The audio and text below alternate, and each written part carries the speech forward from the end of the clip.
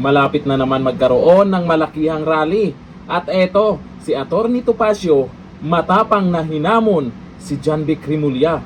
Kasi nakaraan, yung mga nakarang rally, ay pwede daw arestuhin yung nagsisigaw na Marcos resign. Ang ginawa ni Atty. Topacio, nagsisigaw na naman ulit siya sa harap ng mga media na Marcos resign, sabay hamon kay John Vic Rimulya. Ito yung video. Sabi ni Secretary John Vic Rimulya, kung sisigaw daw ng Marcos resign, ididimanda. Hindi ba tahasan na pananakot siya ng mga kritiko? Kaya sasabihin ko on record, baka hindi niyo narinig yung programa ko. Mr. Secretary John Vic Rimulya, Marcos resign! Marcos resign! Yan, on record yan. Sige, demanda mo ako. Marcos resign. Marcos resign. Demanda mo raw siya. Yan po ay Facebook Reels post po ni Kois1 TV na kung saan napag-usapan na naman itong mga sinasabing bawal daw magsisigaw ng Marcos resign sa gagawing rally.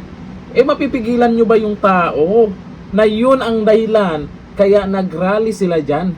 Yun ang gusto nilang panawagan kaya nagrally sila dyan dahil hindi na nagustuhan ang galawan ni Marcos Jr. Anong gusto nyong isisigaw dyan? Duterte resign.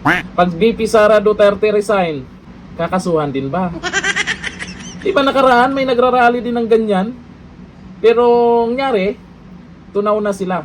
Walang naniniwala sa sinisigaw nila. Dito kasi sa nagsisigaw ng Marcos resign, maraming sumusuporta dito. Mga OFW at iba pang mga Duterte supporters na gustong mangyari nga yan. Ang sabi ng iba, ang ginagawa daw nito ni John Vic Rimulya ay pananakot para hindi masyadong dumami yung nanawagan ng Marcos resign. Kasi nakaraan, sunod-sunod yung rally, mukhang dumadami na nga, pati sa social media. Andyan na yung hashtag Marcos resign. Para matakot yung iba, kasi hindi naman lahat po ng nanawagan ng Marcos resign ay kaya nilang panindigan. Yung iba dyan, takot din, pag nakarinig sila na ito na sabi ng isang DILG secretary na pwedeng makasuhan, ay mananahimik muna yung iba. Mangyayari, mababawasan yung nagsisigaw na Marcos resign. Isang pananakot yan. Sinakaraan, ito po sa balita, panawagang Marcos resign, malapit na daw yan sa inciting to sedition. Ito nakaraan to yung sunod-sunod na ang rally at dumadami na yung nanawagan ng Marcos resign. Nagbabala si Interior Secretary John Vic Rimulya na ang mga panawagang magbitiw o bawiin ang suporta kay Pangulong Marcos Jr. sa idinaraos na United People's Initiative rally ay maaaring pumasok sa saklaw ng inciting to sedition. May mga abogado na kumontra dyan. Ewan ko lang kung tama pa itong ginagawa nila. May mga nanawagan lang naman na ganyan. Depende na po yun sa nakarinig dyan, nakapanood sa video na may nagsisigaw na Marcos resign, kung maniniwala sila. Lahat naman siguro marunong nang mag-isip kung ano talaga yung katotohanan. Ito, pwedeng makasuhan daw. Ewan ko lang kung anong mangyayari sa susunod na rally dahil si Manong Chavez ay may panawagan na malakihang rally, one time big time daw yun. Kaya malamang pagpasok siguro ng February, may schedule yan. Ngayong katapusan siguro ng January, posible na meron din naman sa EDSA. Balibalita natin, meron sa EDSA. Maraming hindi po natatakot. Kasi yun naman talaga ang saloobin nila. Yun naman talaga ang gusto nila. Unahin yung kasuhan, unahin yung ipakulong yung mga buhaya. Kaya nagsisigaw nga yan sila, hindi nagustuhan yung pangako ni Junior na hindi naman natupad.